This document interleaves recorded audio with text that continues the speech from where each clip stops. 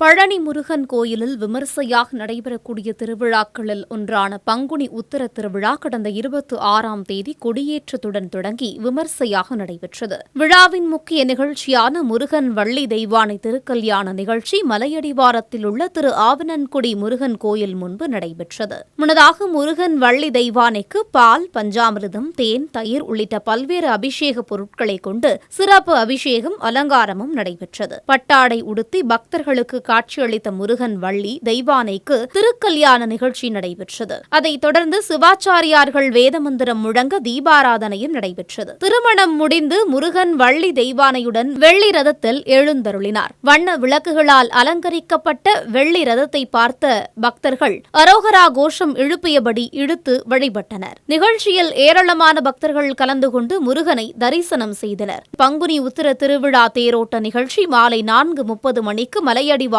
நடைபெறவுள்ளது. தேரோட்ட நிகழ்ச்சிக்கான ஏற்பாடுகளை பழனி கோயில் நிர்வாகம் செய்து வருகிறது.